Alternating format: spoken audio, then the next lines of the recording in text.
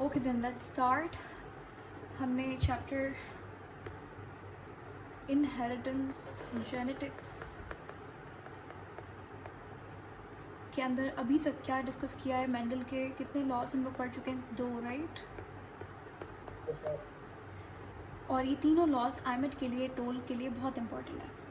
सबसे पहले हमने देखा था क्या? मेंडल्स फर्स्ट लॉ, जिसका नाम क्या था? Law of segregation. Law of segregation दूसरा लॉ होता है। Law of law of dominance. Dominance. Law of dominance के अंदर हमने क्या पढ़ा? लॉ ऑफ डोमिनेंस में हमने देखा कि किस तरीके से जब दो एलील्स आपस में एक दूसरे के सामने आते हैं तो उनमें से अगर तो हेट्रोजाइगस कंडीशन, अब देखो मैं आपको ये सारी टर्म्स ऑलरेडी क्लियर है, आपको पता है हेट्रोजाइगस क्या होता है, होमोजाइगस क्या होता है, ठीक है, याद है? Yes ma'am. तो जब हमारे पास पेरेंट्स से जाइगोट के अंदर इंफॉर्मेशन पास ऑन होती है जीन की सूरत में, तो उसमें अगर तो पेरेंट और फादर दोनों साइड से सेम तरीके का अलील आ रहा है तो वो होमोजाइगस कंडीशन होगी, वहाँ पे तो कोई प्रॉब्लम नहीं है, कोई कंपटीशन नहीं है। लेकिन मसला आता है हेट्रोजाइगस कंडीशन के अंदर। फादर से फॉर एग्जांपल टॉल का एलील आ रहा है और टॉल का जीन आ रहा है, और मदर से आ रहा है शॉर्ट का, ठीक है, स्मॉल टी और कैपिटल टी, मैंने यहाँ पे उनको डिनोट करने के लिए लिख दिया है।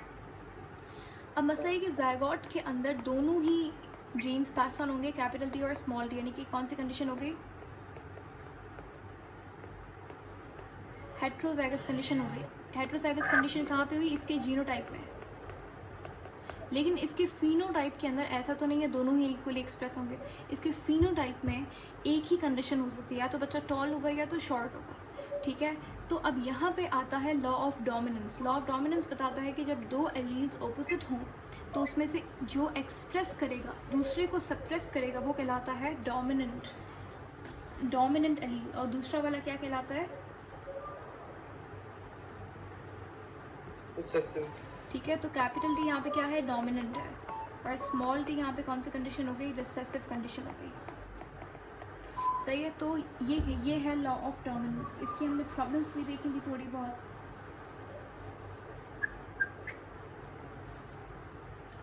सेकंड लॉ हमने देखा क्या? सेकंड लॉ क्या था? Law of segregation. Law of segregation हमें बताता है कि जब हमारे पास इस तरीके से जीन्स एलील्स आपस में, फॉर एग्जांपल हम लोग देखते हैं ये मदर का जीनोटाइप है और ये फादर का जीनोटाइप है, कैपिटल टी, ठीक है। अब होगा क्या कि जब होमो लोग, अब देखो ये मेरे पास है दो क्रोमोसोम्स, और ये दो क्रोमोसोम्स आपस में, एक मदर साइड से एक फादर साइड से, दोनों के दरम्यान में क्रॉसिंग ओवर हो रही है। इन दोनों क्रोमोसोम्स को हम क्या कहेंगे?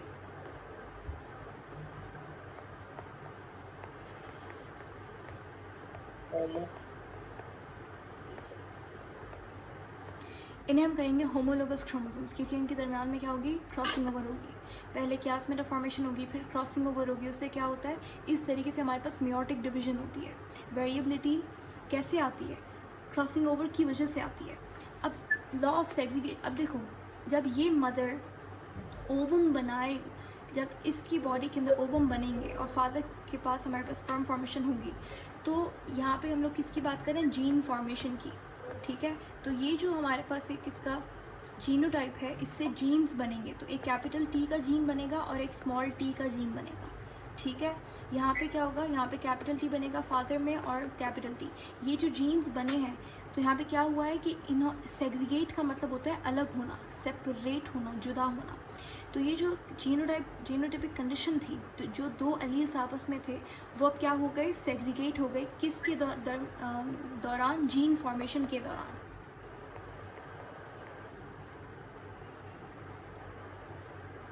ठीक है।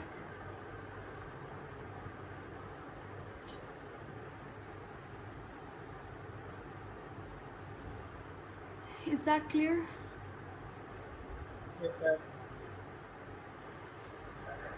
Okay, now some question time. अब मैं आपसे 2-3 चीज़ें जो हमने पिछले लेक्चर में देखी थी उनको जस्ट रिपीट कर रही हूँ।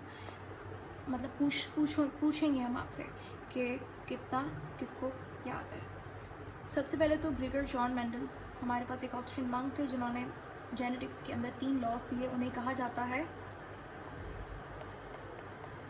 father of उन्हें क्या कहते हैं? Father of genetics.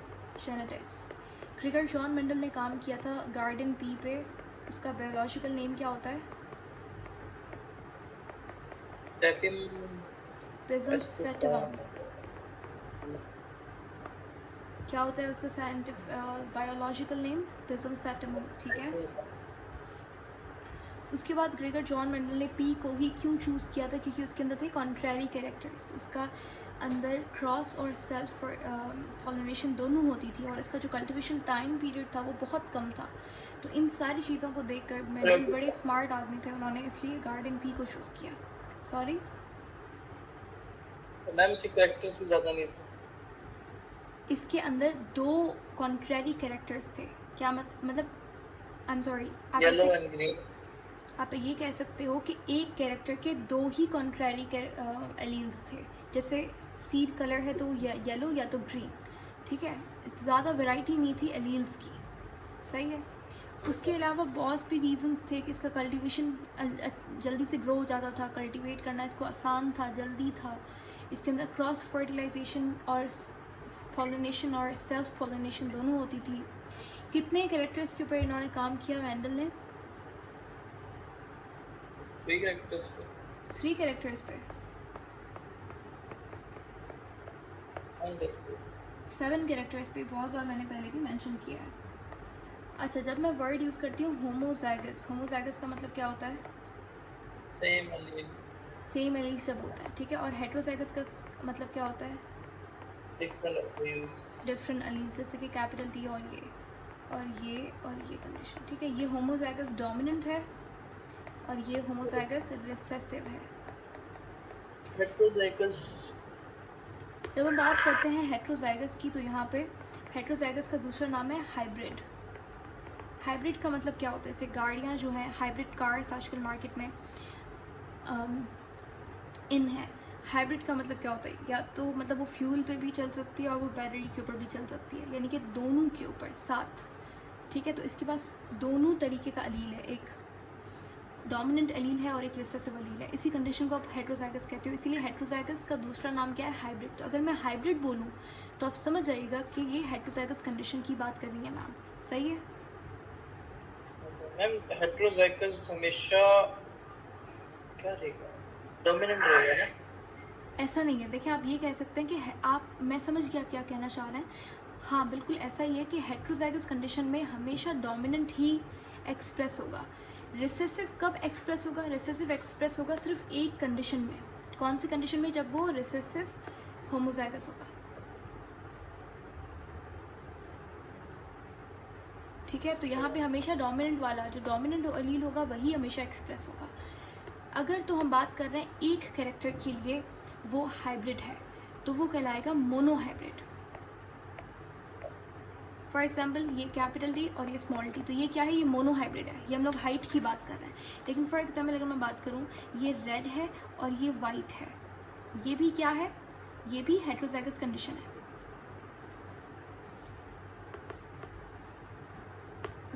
रेड जो है वो डोमिनेंट होता है, वाइट जो है वो रिसेसिव होता है। तो ये मेरे पास क्या है? हेट्रोजाइगस कंडीशन है।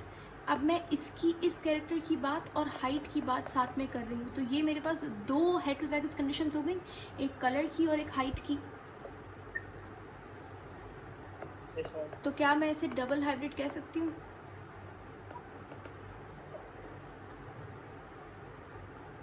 Yes ma'am. ठीक है। मैम आरटी क्या है? Sorry, R and R recessive और टी एंड टी। आप प्लीज़ रिपीट कर सकते हैं? मैम ये जो टी हम लिखते हैं हम्म, और आर लिखे हैं, इसका मतलब मीनिंग क्या है? ये क्या? ये बेसिकली शॉर्ट फॉर्म से एक तरीका है दिखाने का कि होमोजाइगस कौन सा है और रिसेसिव कौन, सॉरी डोमिनेंट कौन सा है और रिसेसिव कौन सा है। डोमिनेंट के लिए आप हमेशा क्या करते हैं? डोमिनेंट के लिए आप कैपिटल लेटर का इस्तेमाल करते हैं, कैपिटल डी। तो ये जैसे हाइट की बात करें तो टॉल, टी फॉर टॉल, ठीक है। और रिसेसिव के लिए आप यूज़ करते हैं स्मॉल लेटर्स का, तो ये हो जाएगा स्मॉल डी। अब अब ये आर है, कैपिटल आर, तो कैपिटल आर दिखाता है रेड को, रेड डोमिनेंट होता है, सही है। और हम लोग, अब मैं यहाँ पे आर की जगह पे, चलो रेड समझ आ गया, R for red, R for ये डोमिनेंट हो गया, इसीलिए कैपिटल लिखा है। अब मैं इसको वाइट लिखूँ, इससे अच्छा मैं इसको स्मॉल आर लिख दूँ तो आसानी होगी ना समझने में, तो इसीलिए जो स्मॉल आर है ये वाइट के लिए है और ये रिसेसिव है।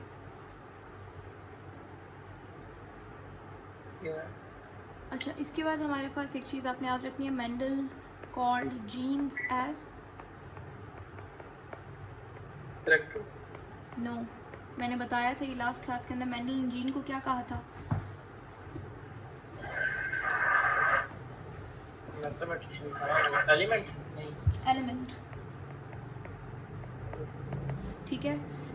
जीन के 2-3 नाम हैं, मेंडल ने क्या कहा था? अच्छा, जीन को हम फैक्टर भी कहते हैं, तो अगर फैक्टर लिखा हुआ है या जीन लिखा हुआ है या एलील लिखा हुआ है या एलिमेंट लिखा हुआ है, ये एक ही चीज़ है। आपको क्वेश्चन पूछेगा कि भाई मेंडल ने जीन को क्या कहा, तो वो एलिमेंट इसका सही जवाब होगा। तो लॉ ऑफ डोमिनेंस क्लियर हो गया, लॉ ऑफ सेग्रीगेशन समझ आ गया। अब हम लोग पढ़ेंगे आज लॉ ऑफ इंडिपेंडेंट असॉर्टमेंट।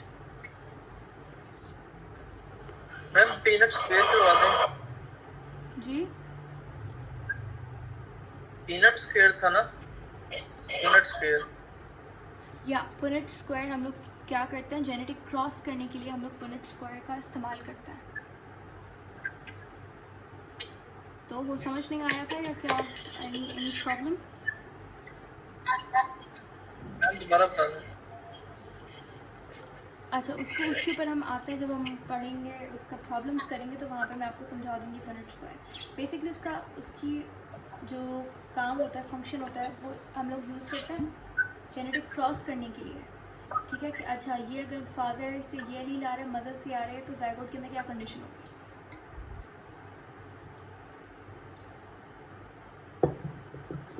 ठीक है, वो अभी हम थोड़ी देर में क्वेश्चंस करेंगे तो वहाँ पे समझ आ जाएगा। अच्छा, हमारे पास जो तीसरा लॉ है वो क्या कहलाता है, वो कहलाता है लॉ ऑफ इंडिपेंडेंट असॉर्टमेंट, सही है। लॉ ऑफ इंडिपेंडेंट असॉर्टमेंट, इसको कवर करने से पहले हम यहाँ पे 2-3 डेफिनेशंस हैं जो मैंने आप यहाँ पे अलग की हैं, वो देखते हैं।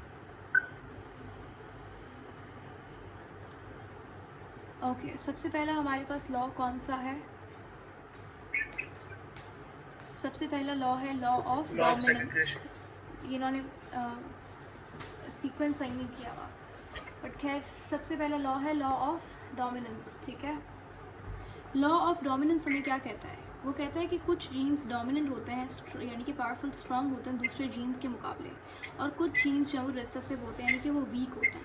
तो डोमिनेंट वाला क्या करता है, वो रिसेसिव को कंसील करता है, हाइड कर देता है, उसे छुपा देता है, और खुद क्या होता है, एक्सप्रेस हो जाता है। यही हमें लॉ ऑफ डोमिनेंस बताता है। इसका एग्जाम्पल क्या दिया हुआ है इन्होंने, रीड इट आउट।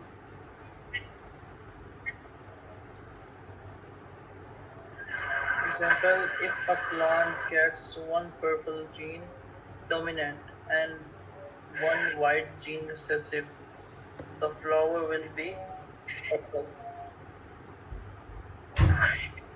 अब ये समझ आया आपको कि मतलब अगर प्लांट के पास एक जीन जो है, एक एलील जो है वो पर्पल का आया और एक जो है वो वाइट का आया, उसने पहले आपको बता दिया कि भाई पर्पल वाला डोमिनेंट है, वाइट वाला रिसेसिव है, तो आप मुझे बताएं कौन सा वाला एक्सप्रेस होगा। And जो डोमिनेंट होगा उसकी चलेगी। हाँ, तो डोमिनेंट कौन है पर्पल और वाइट में से?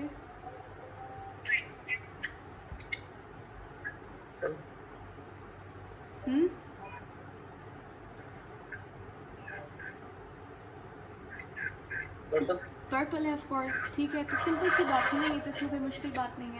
उसके बाद सेकंड लॉ कौन सा है, law of segregation. Law of segregation का दूसरा नाम क्या होता है?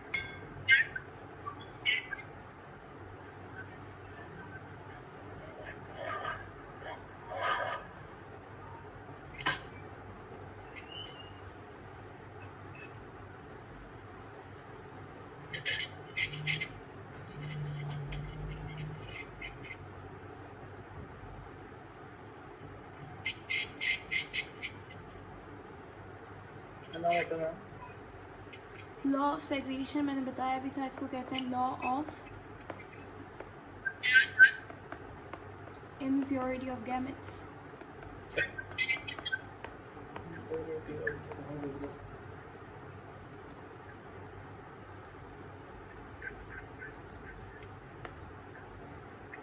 तो लॉ ऑफ सेग्रीगेशन, सेग्रीगेट का मतलब होता है अलग होना, सेपरेट होना.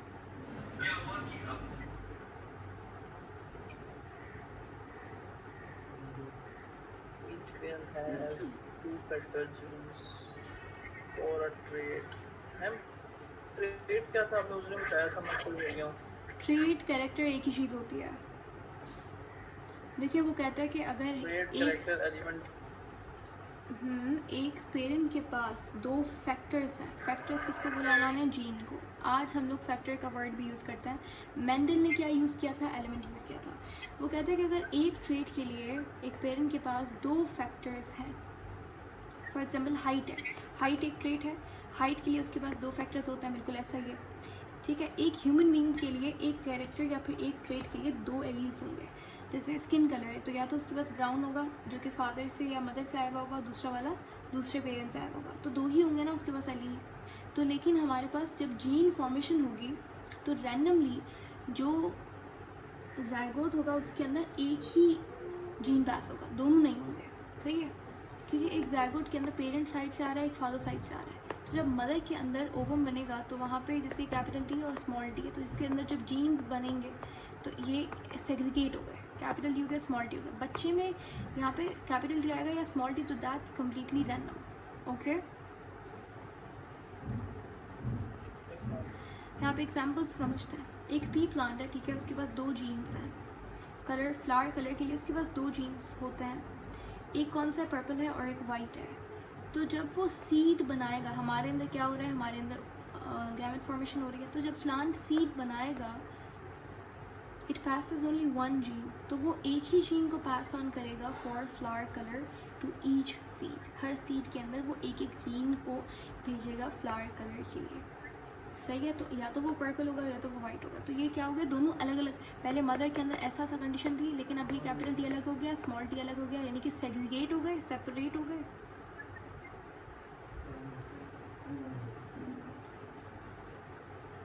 क्लियर. लास्ट हमारे पास लॉ कौन सा है,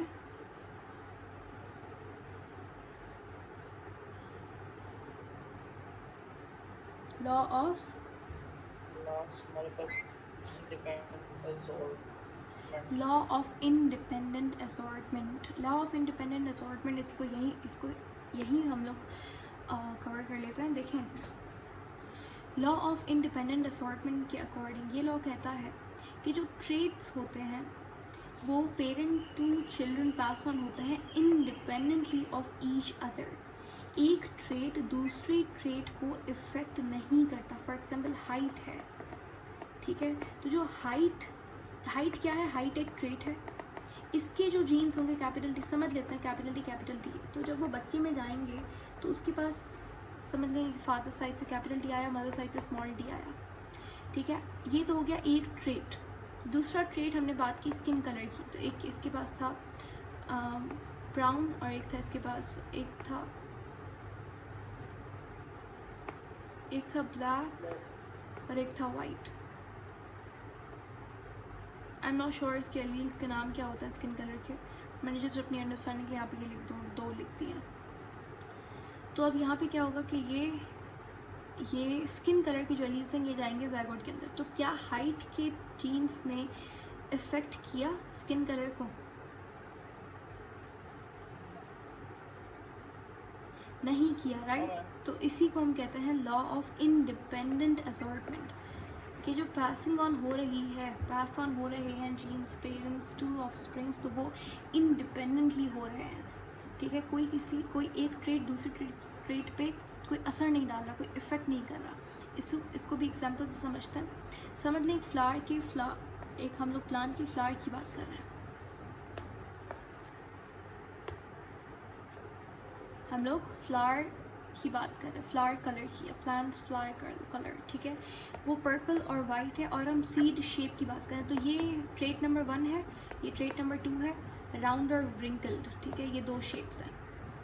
अब ये दोनों जो ट्रेट्स हैं ये सेपरेटली पास ऑन होंगे, ठीक है, फ्लावर कलर जो है वो इफेक्ट नहीं करेगा सीड की शेप को, इसी को हम कहते हैं law of independent assortment.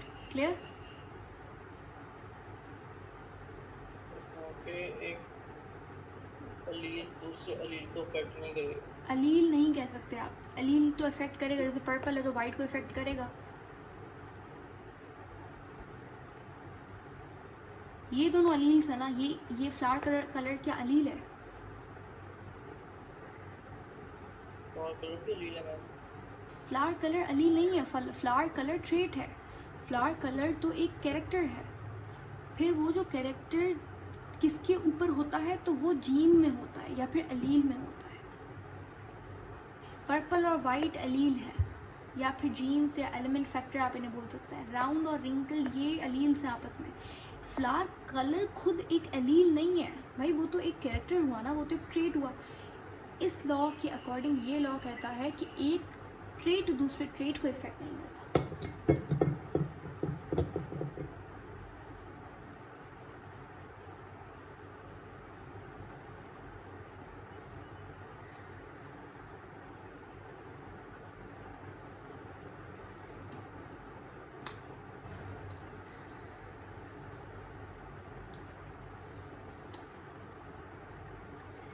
Done? Yes ma'am. Okay, you remember हमने देखा था कोडोमिनेंस का कॉन्सेप्ट था।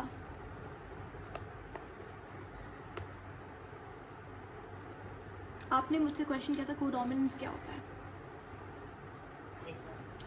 तो मैंने कहा था कि हम ये पढ़ेंगे आगे जब हम एक्सेप्शंस की बात करेंगे। तो जो फर्स्ट लॉ है, मेंडल का फर्स्ट लॉ भी थोड़ी देर पहले हमने देखा। क्या है first law?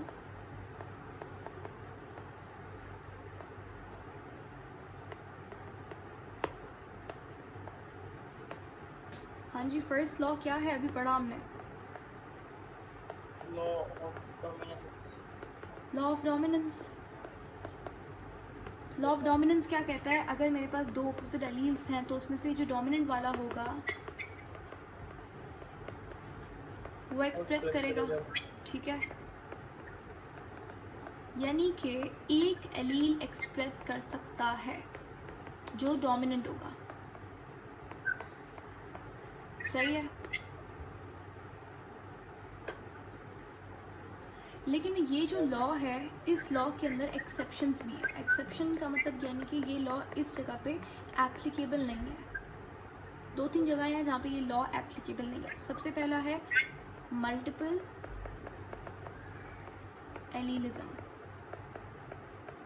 Law of dominance कहता है कि भाई एक एलील एक्सप्रेस होगा जो कि क्या होगा? डोमिनेंट होगा, यानी कि एक एलील एक्सप्रेस होगा। लेकिन इसकी जो एक्सेप्शंस है वो कहती है नहीं, 2-3 ऐसी कंडीशंस हैं जिस केस के अंदर एक से ज़्यादा एलील्स एक्सप्रेस हो सकते हैं। सो आर यू रेडी कि आपको जानना है कि भाई ये क्या कंडीशन है जिसके अंदर एक से ज़्यादा एलील एक्सप्रेस हो रहा है? पढ़ें, शुरू करें। अच्छा देखिए, जब हम बात करते हैं ना कि एक ह्यूमन के, एक इंसान के अंदर कितने एलील्स हैं एक ट्रेट के लिए, तो आप कहेंगे 2, ठीक है। 2-3 एक्सेप्शंस है उसमें, लेकिन जनरली स्किन कलर है तो या तो वो ब्राउन है या तो वो और भी ज़्यादा डार्क है। तो एक ह्यूमन के अंदर 2 एलील्स होंगे एक ट्रेट के लिए। जैसे आई कलर है तो उसके पास ब्लैक है या तो ब्लू है, और ब्लैक डोमिनेंट है तो वो एक्सप्रेस हो गया।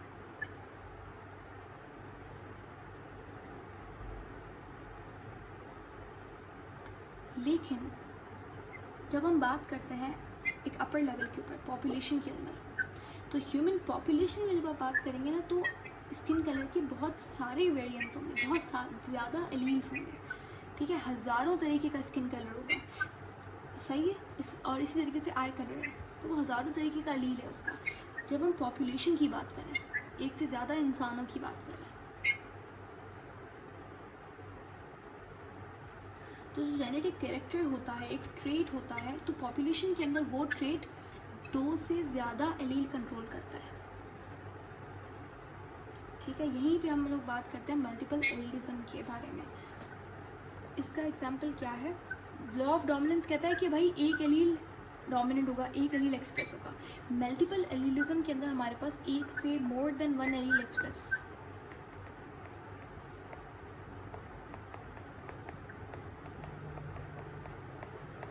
इसका सबसे बेहतरीन एग्जांपल क्या है? आपको पता है क्या हो सकता है इसका एग्जांपल? सोचें।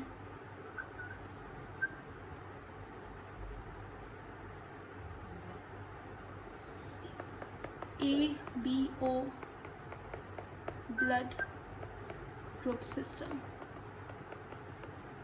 ये एक्सेप्शन है लॉ ऑफ डोमिनेंस की। ABO ब्लड ग्रुप सिस्टम किसने दिया था? कार्ल लैंडस्टीनर ने दिया था।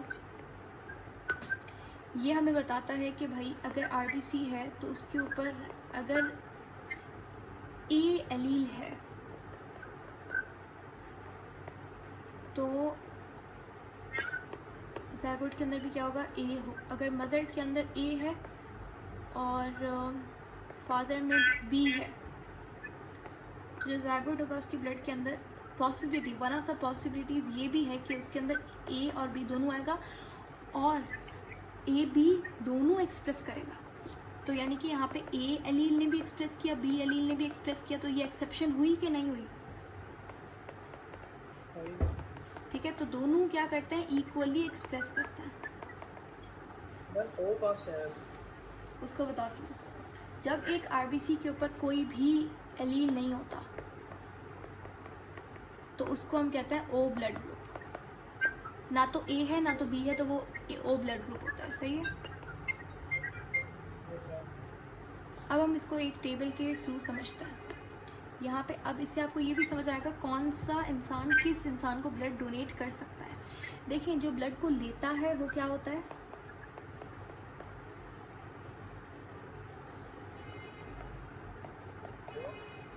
जो ब्लड को डोनेट करेगा वो क्या होगा? वो डोनर होगा।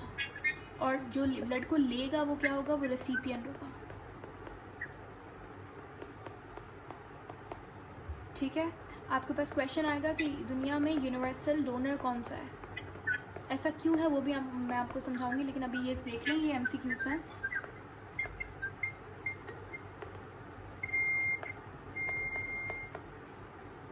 यूनिवर्सल डोनर यानी कि वो हर ब्लड ग्रुप से, A से, B से, AB से और O से, चारों ब्लड ग्रुप से ब्लड को ले सकता है। कौन सा होता है वो यूनिवर्सल डोनर? कौन सा है? AB positive. अभी पॉजिटिव नेगेटिव क्या है ये भी मैं आपको समझाऊंगी। तो यूनिवर्सल डोनर कौन सा? उस पर आते हैं। वो होता है बिल्कुल सही कह रहे हैं आप, O नेगेटिव होगा। यूनिवर्सल डोनर कौन सा होता है? O नेगेटिव, यानी कि वो हर किसी को ब्लड दे सकता है। और यूनिवर्सल रेसिपिएंट यानी कि जो हर किसी से ब्लड ले सकता है वो कौन सा है? AB positive. तो अगर एक इंसान जिसका एक्सीडेंट हो गया है, गॉड फॉरबिड, लेकिन अगर किसी का एक्सीडेंट हो गया है, उसका ब्लड ग्रुप जब वो O नेगेटिव है तो उसका ब्लड मिलना मुश्किल है, क्योंकि वो बेचारा दूसरों को ब्लड दे सकता है, हर किसी को, लेकिन उसको सिर्फ और सिर्फ O नेगेटिव से ही ब्लड लगेगा और कोई भी ब्लड ग्रुप उसके लिए एप्लीकेबल नहीं है। लेकिन जिसका ब्लड ग्रुप AB पॉजिटिव है तो ये तो हर किसी से ब्लड ले सकता है, A पॉजिटिव से, A नेगेटिव से, B पॉजिटिव, B नेगेटिव से, AB पॉजिटिव, AB नेगेटिव और O, इन सब से ये ब्लड ले सकता है, O पॉजिटिव O नेगेटिव दोनों से। ठीक है,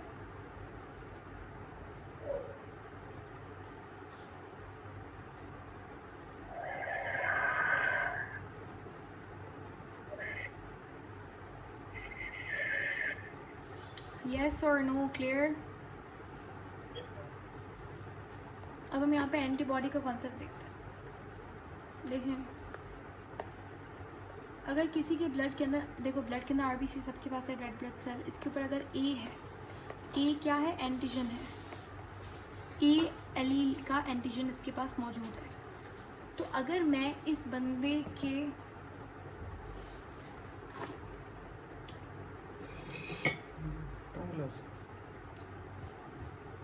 ठीक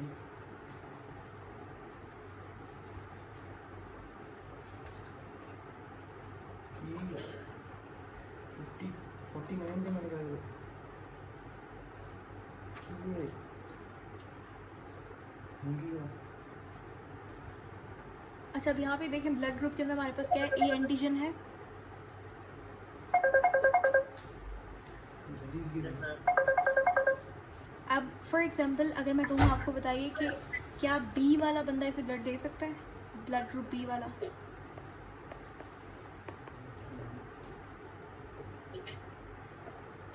नहीं दे सकता, क्योंकि देखें जिसके पास ए एंटीजन का आरबीसी के ऊपर जिसके पास ए एंटीजन होगा उसके ब्लड ग्रुप के अंदर बी की एंटीबॉडी होगी।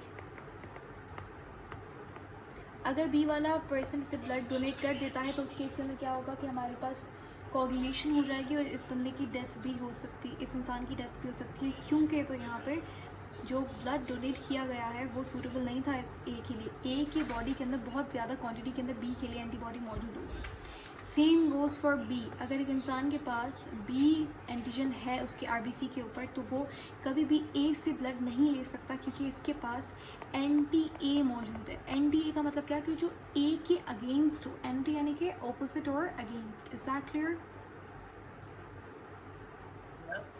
तो ये होता है कि पेरेंट्स का ए एंटीजन होता है और ऑफस्प्रिंग का बी होता है। तो फिर ये होती हैं ब्लड ग्रुप वाली प्रॉब्लम्स, वो मैं आपको बाद में करवाऊँगी। जो अभी मैंने समझाया है उससे उसके रिलेटेड कोई क्वेश्चन है तो वो आप मुझे बताएं। ये क्लियर हो गया? अच्छा, अब मैं आपसे क्वेश्चन करती हूँ, देखते हैं क्या सच में ये समझ आया या नहीं। हमारे पास ये क्या है, आरबीसी है और इसके ऊपर कोई भी एंटीजन नहीं है, ना तो इसके पास ए है ना तो इसके पास बी है, तो ये कौन सा ब्लड ग्रुप होगा?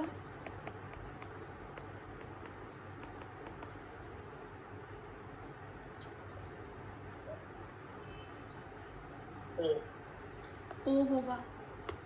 अब इसके पास मुझे बताएं एंटीबॉडी कौन सी हो, किसकी होगी?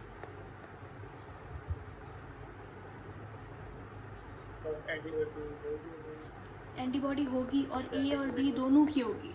इसके पास एंटी ए और एंटी बी दोनों होगा।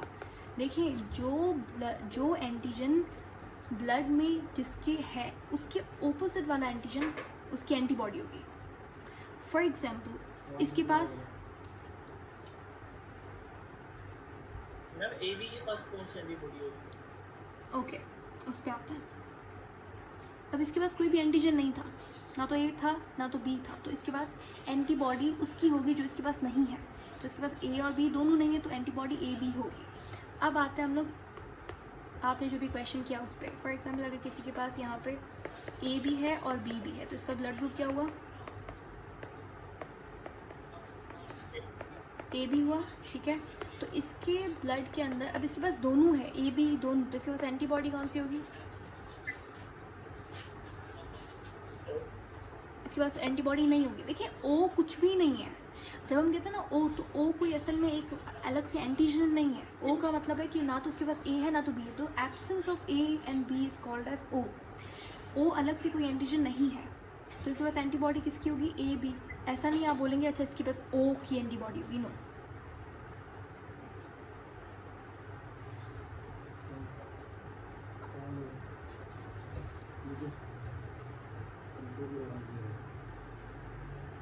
क्लियर?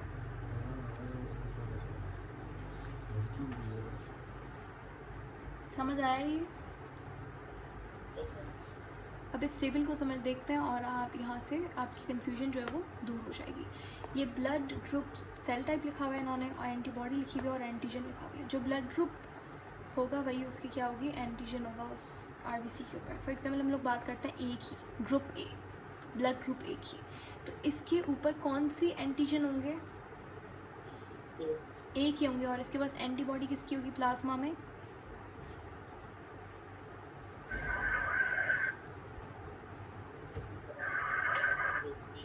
बी की होगी ना, एंटी बी होगा इसके पास। याद रखना जो हमारे पास एंटीजन होता है वो आरबीसी के सरफेस पे होता है। कहाँ पे होता है? आरबीसी के सरफेस के ऊपर। और जो एंटीबॉडी होती है वो प्लाज्मा में मौजूद होती है। ओके अच्छा मुझे बताइए बी के पास कौन सी एंटीजन होगा?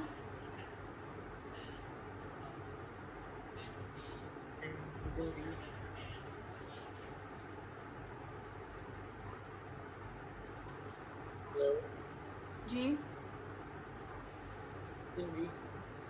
बी के पास एंटीजन भी होगा तो एंटीबॉडी कौन सी होगी? ए होगी। और ए बी के पास कौन सा एंटीजन होगा? एंटीबॉडी। और ओ के पास एंटीजन कौन सा होगा? नहीं। और एंटीबॉडी कौन सी होगी?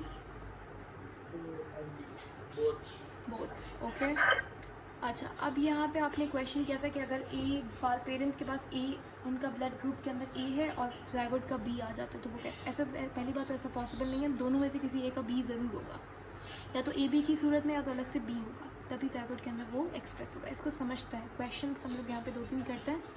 अगली क्लास के अंदर हम लोग और भी मुश्किल सवाल यहाँ पे डील करेंगे। तो आपको समझ आ रहा है कि हमारे पास लॉ ऑफ डोमिनेंस क्या कहता था? वो कहता था कि भाई एक एलील डोमिनेंट होगा और वही एक्सप्रेस होगा। लेकिन हमें मल्टीपल एलीलिज्म से पता लगा कि मल्टीपल एलील्स एक्सप्रेस हो सकते हैं। तो क्या ये एक्सेप्शन हुई फर्स्ट लॉ की?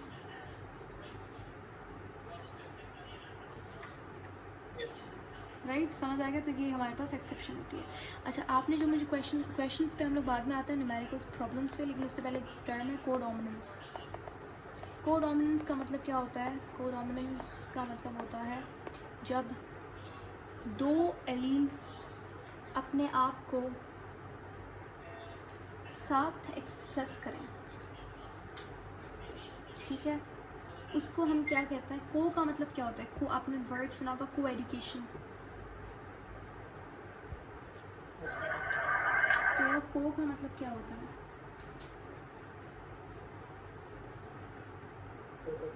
को डोमिनेंस का मतलब है जब दो एलील्स आपस में साथ एक्सप्रेस करें, ठीक है। मल्टीपल एलीलिज्म के अंदर दोनों जो एलील्स होंगे वो इक्वली एक्सप्रेस करेंगे, और को डोमिनेंस में भी जो दो एलील्स होंगे वो एक्सप्रेस करेंगे लेकिन अनइक्वली। एक्सप्रेस दोनों करेंगे फिनोटाइप के अंदर। एग्जाम्पल से आपको अच्छे से समझ आ जाएगा। दो एलील्स डोमिनेंट और रिसेसिव दोनों क्या करेंगे? एक्सप्रेस करेंगे, लेकिन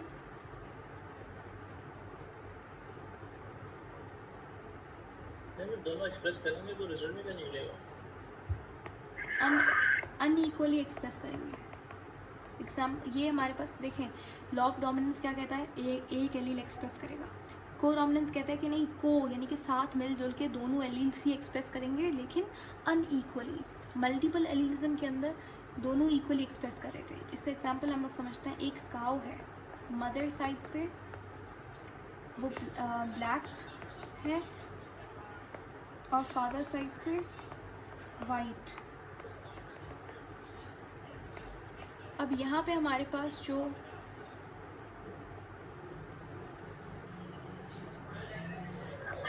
काफ होगा, जो बेबी काव होगी, उसके अंदर हमारे पास हमने देखा कि वो वाइट है लेकिन उसके ऊपर ब्लैक स्पॉट्स हैं। आपने देखा है ऐसी गाय होती है, ऑफ कोर्स बहुत कॉमन है। ऑफ कोर्स बहुत सारे जानवरों में ऐसा होता है।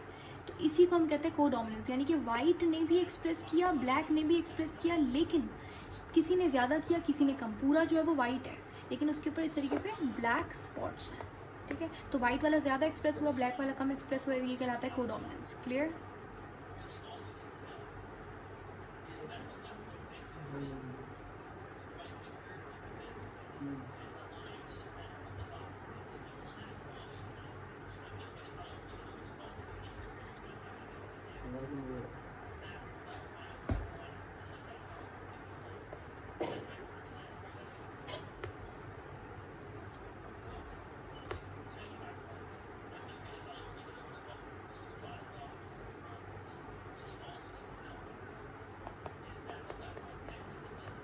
अब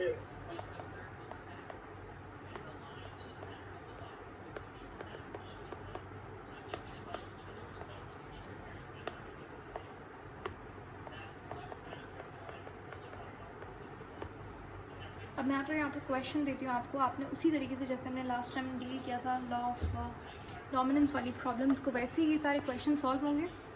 ठीक है, आपने पहले क्या करना है, पहले आपने जीन्स बनाना है, उसके बाद आपने फ्लाइल F1 जनरेशन बनानी है, फिर F2 जनरेशन बनानी है, फिर आपने मुझे जीनोटिपिक और फिनोटिपिक रेशियो बताना है, उनका परसेंटेज बतानी है कौन सा वाला कितना है, और आप ये सब कुछ पनेट स्क्वायर की हेल्प से कर सकते हैं। क्वेश्चन है आपके पास, अगर a man with blood group AB marries off a woman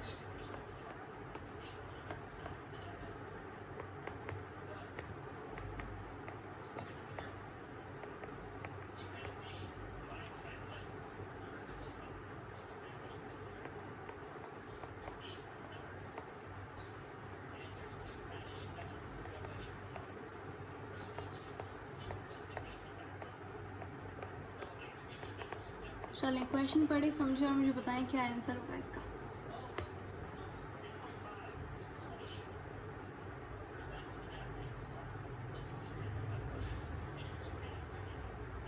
A man with the blood group AB marries a woman with the blood group B. What's A blood group possibility?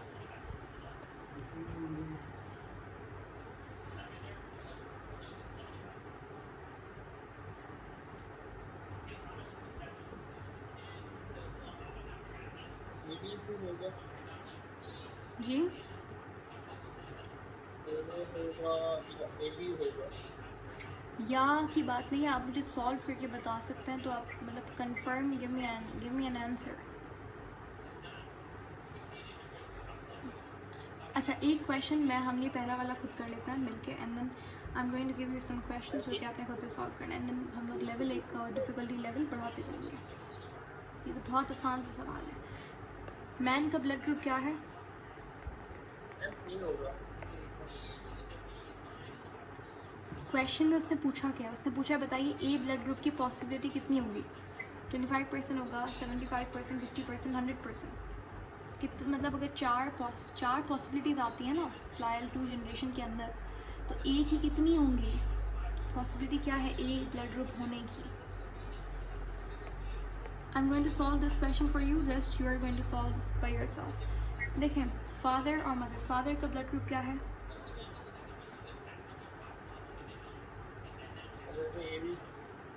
A B. Mother का? B. अच्छा, सबसे पहले आपने क्या करना है, jeans बनाना है। यहाँ पे हमारे पास क्या हो जाएगा, ये ए हो गया और ये बी, और ये क्या हो गया, ये बी हो गया। ठीक है, एक चीज़ आपने हमेशा याद रखनी है, जब मदर है उसके पास जो बी वाला, उसका ब्लड ग्रुप जब बी है, तो इसका मतलब देखिए होगा तो इसके पास एलील्स तो 2 होंगे। ठीक है, ब्लड ग्रुप जब बी है तो इसके पास एक बी वाला एलील है और एक ये हम लोग स्मॉल आई से डिनोट करते हैं, यानी कि दूसरा वाला एलील जो है वो रिसेसिव है, आप ये समझ सकते हैं। मतलब वो उसके ऊपर कोई भी एंटीजन नहीं है। तो जब मैं बोलूँगी ना ब्लड ग्रुप बी, उसका मतलब क्या है कि उसके पास ये कंडीशन होती है। ब्लड ग्रुप ए का मतलब क्या है, ये।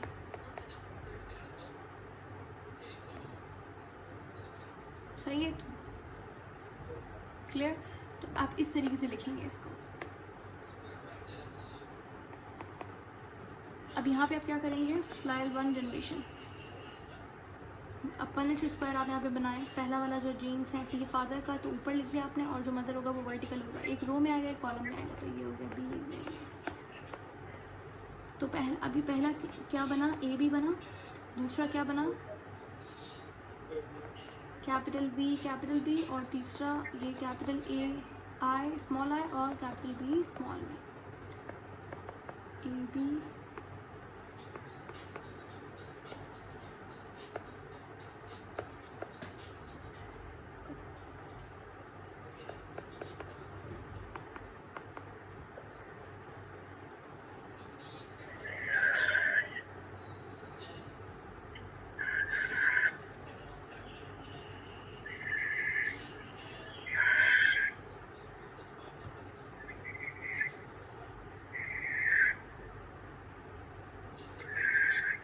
Okay, is that clear? अच्छा, जब भी वो कहता है ब्लड ग्रुप बी तो इसका मतलब होगा कि हम लोग हेट्रोजाइगस कंडीशन लेंगे बी वाली। अगर तो वो लिखता है कि नहीं भाई होमोजाइगस बी है तो वो आप कैपिटल बी लेंगे। तो अब जैसे अगर आप मुझसे पूछें इसमें फ़र्क क्या है, तो ये होमोजाइगस बी है और ये हेट्रोजाइगस बी है। ठीक है, अब इसने इस सवाल में हमें बताया नहीं है कि ये बी जो है ये होमोजाइगस है या हेट्रोजाइगस। तो मैं यहाँ पे सवाल में थोड़ी सी एडिशन करके यहाँ पे ये लिख देती हूँ ताकि आपको अभी आसानी हो। लेकिन अगर इन फ्यूचर अगर आपको ऐसा सवाल आता है जहाँ पे उसने नहीं बताया कि बी कैपिटल बी है या फिर हेट्रोजाइगस कंडीशन है ये वाली, उस केस के अंदर आप क्या करेंगे, दोनों की पॉसिबिलिटी निकालेंगे।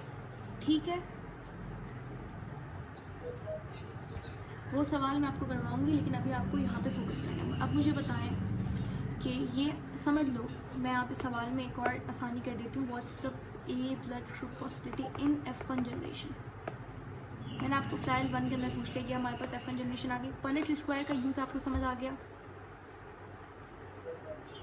अब मुझे बताएं क्या पॉसिबिलिटी है ए की। 25 कितनी है, क्या है?